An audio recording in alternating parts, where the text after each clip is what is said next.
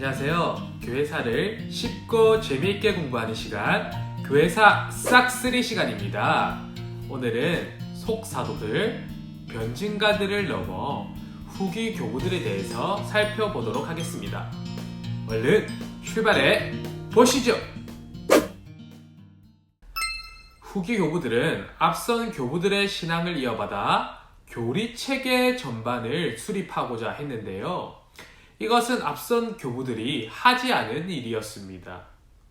속사도 교부들은 당시 특정 문제들에 대해서는 다루었으나 기독교 교리 전체를 해설하지는 않았습니다. 변증가 교부들도 마찬가지였는데요. 그들은 기독교에 대한 공격과 비난, 그리고 물리적인 탄압에 대해서는 변호하고 변증했습니다만 기독교 교리 전체를 다루지는 않았습니다. 이렇게 앞선 교부들이 하지 않은 일을 후기 교부들이 하기 시작한 것입니다. 그런데 그들이 이 일을 할 수밖에 없었던 환경적인 요인이 있었습니다. 당시 교회를 위협하던 이단들은 자기 나름의 교리 체계를 가지고 성도들을 미혹하고 있었고, 교회는 이들을 대항하기 위해서 교리를 체계적으로 수립해야만 하였습니다. 이러한 시대의 필요에 따라서 후기 교부들은 기독교 교리 체계를 수립하고자 하는데요. 이를 위해 몇몇 지역을 중심으로 신학 학파가 형성되게 됩니다.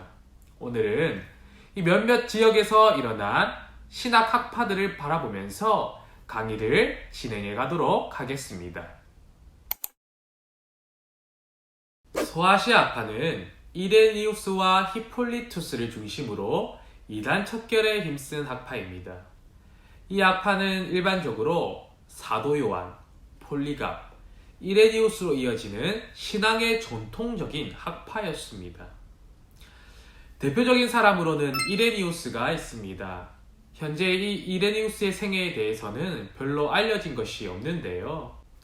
남겨진 기록을 보면 그는 소년 시절에 서머나에서 스승인 폴리갑에 의해서 자랐다고 하고요.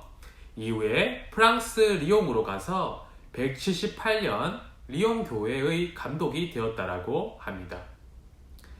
그는 기본적으로 헬라어를 사용했고요. 나중에는 켈트어까지 배워 사용하는데요. 그가 켈트어를 배운 이유는 리옹에 사는 켈트족에게 복음을 전하기 위해서였다라고 합니다.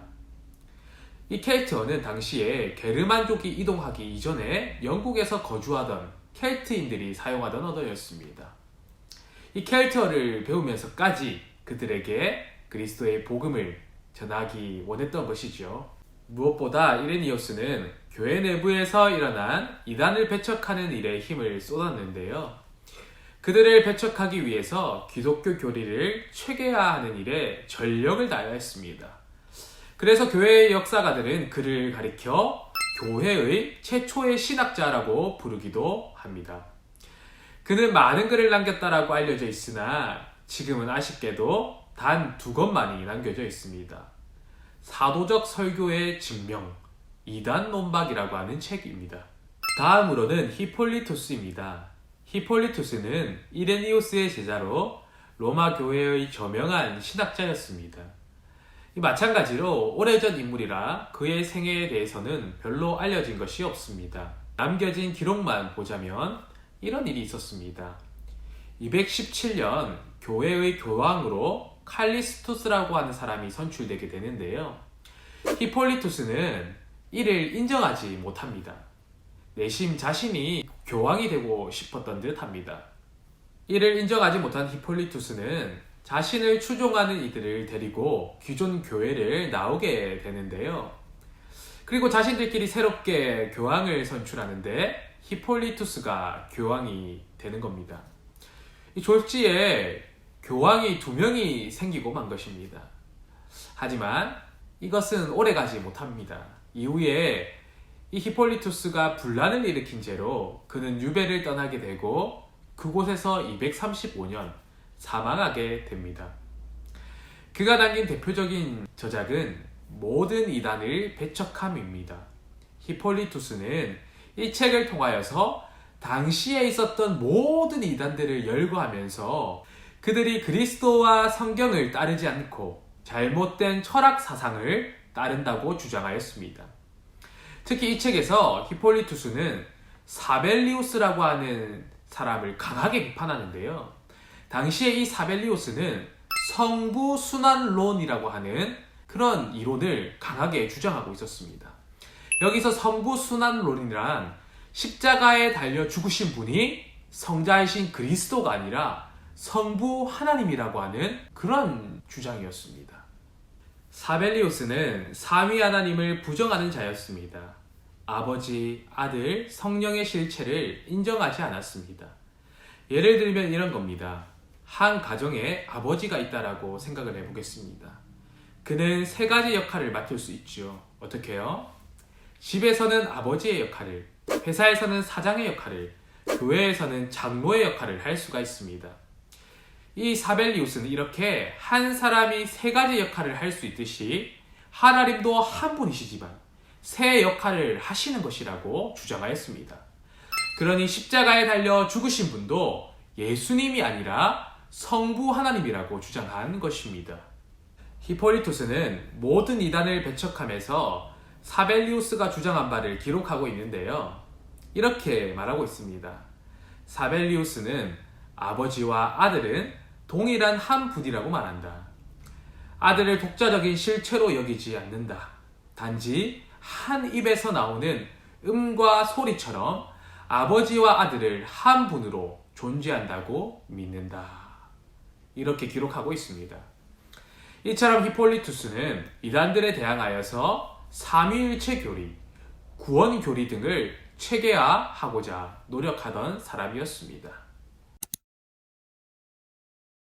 알렉산드리아 학파는 알렉산드리아시를 중심으로 형성되고 발전한 학파입니다. 이 당시 알렉산드리아는 로마의 제2의 도시였고 기원전 322년 알렉산더 대왕에 의해서 세워진 도시였습니다. 나일강 어구에 세워진 이 도시는 로마, 카르타고와 함께 2, 3세기에 가장 영향력 있는 도시였습니다. 무엇보다 이 도시는 지식과 문화의 중심지였고 그리스 철학의 중심지였습니다. 무엇보다 이곳에는 많은 유대인들이 살고 있었는데요. 유대인들이 이 지역의 인구 10%를 차지하고 있었습니다. 이곳에서 구약 성경이 헬라어로 번역되는 일이 일어나기도 합니다. 알렉산드리아 학파의 대표적인 인물은 클레멘트와 오리겐인데요. 이들은 철학과 문화에 대한 이해가 깊은 사람들이었고 이 문자 배후의 숨은 뜻을 찾아내는 것을 중요하게 여기는 자들이었습니다. 이것을 가리켜 우리는 영해라고도 부릅니다. 알렉산드리아 학파는 성경을 문자 그대로 해석하기보다는 문자 배후에 있는 영적인 숨은 뜻을 찾고자 하였습니다. 알렉산드리아 학파의 대표적인 인물인 클레멘트를 먼저 보겠습니다. 클레멘트 하면 익숙한 이름이지 않습니까? 속사도 교부들을 다룰 때 클레멘트를 언급한 적이 있습니다. 그런데 이 속사도 교부 클레멘트와 지금 이 후기 교부에 나오는 클레멘트는 전혀 다른 사람입니다. 속사도 교부인 클레멘트는 로마의 클레멘트였고 여기에 등장하는 클레멘트는 알렉산드리아의 클레멘트입니다. 그는 기본적으로 아테네에서 출생을 하였고요. 판테이누스라고 하는 스승을 만나 그에게로부터 철학을 배우게 됩니다. 그의 스승인 판테이누스는 철학자이자 선교사였습니다. 그는 인도의 선교사로 갔다가 돌아오는 길에 알렉산드리아에 머물게 되었는데요. 바로 그곳에 교리문답 학교를 세우게 됩니다. 그곳에서 클레멘트는 판테이누스로부터 스토아 철학을 배우게 되고 풍류적 성경 해석법을 배우게 됩니다. 성경을 문자 그대로 해석하는 것이 아니라 문자 배후에 있는 영적인 숨은 뜻을 알고자 했던 것입니다. 그는 이후에 판테이누스의 뒤를 이어 교리문답 학교의 교장이 되는데요. 12년간 학교에서 봉사를 하고 그 이후에 박해를 피하여 가이사라로 가게 되는데 그곳에서 클레멘트는 사망하게 됩니다. 클레멘트는 일생 동안 관심을 가지고 있던 것이 하나 있었습니다. 그게 무엇이었냐면 그리스도의 복음을 어떻게 하면 이 알렉산드리아에 잘 전파할 수 있을까 그 고민이었습니다. 그래서 그는 철학을 도구로 사용하여서 지성인들에게 그리스도의 복음을 체계적으로 전파하려고 노력하였습니다. 당대의 신학자들은 그리스 철학을 부정적으로 보았지만 그는 긍정적으로 여겼던 것입니다. 여기에 대해 그는 말하기를 유대인들에게 율법이 몽학 선생이듯이 일반적인 헬라인들에게는 철학이 몽학 선생이다 라고 말하기도 하였습니다. 이 말이 어떤 말인가요? 헬라인들에게 복음을 잘 전할 수 있도록 철학이란 도구를 사용해야 한다는 것입니다. 그러면서 클레멘트는 덧붙여 말하기를 철학도 기원이 있는 것인데 철학 역시도 하나님으로부터 온 것이다 라고 말하였습니다. 심지어 소크라테스나 플라톤도 아브라함이나 모세처럼 하나님의 진리를 받은 것이라고 주장하였습니다. 약간 지나친 부분이 있지만 클레멘트는 자기 나름대로 알렉산드리아의 그리스도의 복음을 어떻게 잘 전할 수 있을까 고민하던 교부였습니다. 두 번째는 오리겐입니다. 오리겐은 알렉산드리아의 기독교 가정에서 출생하였습니다. 그는 클레멘트의 제자였고 자연스레 그에 이어서 교리문답학교의 교장이 되었습니다.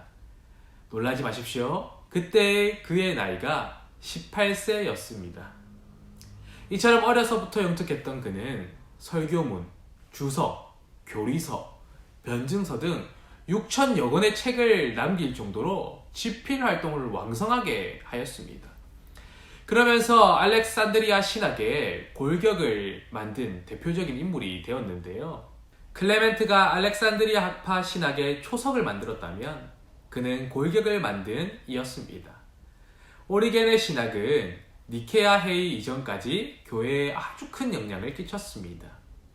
하지만 그의 잘못된 성경 해석 방법으로 인하여서 이후에 알렉산드리아 회의와 제5차 세계교회 회의에서 이단으로 정죄되기도 하였습니다. 성경을 풍류적으로 해석하면서 잘못된 해석을 하고 마는 것입니다. 이처럼 교부들은 초기 교회에 많은 유익을 주기도 하였지만 때로는 그들도 인간이었기 때문에 부족함을 드러내기도 하였습니다. 하지만 하나님은 이들을 사용하셔서 기독교 교리의 체계가 갖춰지게 하셨습니다. 도려내야 할 부분들은 도려내시고 우리가 간직해야 할 부분들은 간직하게 하셨습니다. 그가 저술한 많은 책 중에 대표적인 책으로는 헥사플라, 셀수스에 대항하여 라고 하는 책이 있는데요. 헥사플라는 그의 저서 중에 가장 널리 알려진 작품입니다. 그의 저서인 헥사플라는 어떤 책이었냐면요. 여러 그리스어 성경 번역본을 가지고 대조한 책이었습니다. 당시 보편적인 그리스어 성경 번역본은 70인역이었는데요. 그 외에도 아킬라 역본, 신마코스 역본, 테오도시온 역본 등이 있었습니다. 오리겐은 70인역 성경을 딱 중심에 두고 다른 번역본들과 대조를 하면서 성경의 어떤 문자적인 정확성을 높이고자 하였습니다. 지금 완전한 헥사플라는 현존하지는 않지만 헥사플라에 수록되었던 일부분의 사본들은 남겨져 있습니다. 북아프리카 지방에 어떻게 처음 복음이 들어가게 되었는지는 정확히 알 수 없습니다. 다만 일반적으로 180년경 카르타고에 복음이 전해졌다고 알려져 있습니다. 참 재미난 것은 같은 아프리카이지만 알렉산드리아는 헬라 기독교의 중심지가 되었고 카르타고는 라틴 기독교의 중심지가 되었다라는 사실입니다. 이것은 단순히 지리적인 이유 때문이었는데요. 서부 지중해 연안 같은 경우는 알렉산더의 정치적, 문화적 정복에서 제외되었었기 때문에 주로 헬라어가 아닌 라틴어를 사용하였습니다. 그로 인하여서 라틴 신학이 발전하게 된 것입니다. 라틴 학파 같은 경우에는 초기에는 이름난 저명한 신학자들이 나오지 못하였습니다. 하지만 이후에 4세기 말과 5세기 초로 가면서 탁월한 신학자들이 많이 등장하기 시작했습니다. 여러분이 잘 아는 어거스틴도 이때 등장합니다. 카르타고를 중심으로 한 이 학파는 알렉산드리아 학파와는 반대로 철학에 대하여서 아주 부정적이었습니다. 하나님의 이 말씀과 철학이 무슨 상관이 있느냐라고 하는 입장을 보였습니다. 라틴 학파의 중심 인물들을 한번 소개해 보겠습니다. 먼저 키프리안입니다. 키프리안은 카르타고의 유복한 가정에서 출생을 하였고요. 처음에는 저명한 법률가였습니다. 하지만 그는 245년경 기독교로 개종하게 되고 이후에 카르타고 교회의 감독이 됩니다. 그는 250년경 데시우스 황제의 박해를 피해 피신해 있다가 251년 다시 카르타고로 돌아오게 됩니다. 그리고 258년 발레리아누스 황제 때의 신앙을 이유로 참수당하고 맙니다. 키프리안은 변증가였던 터툴리안의 제자로 이단들에 대항하여서 교회의 일체성을 강조하였습니다.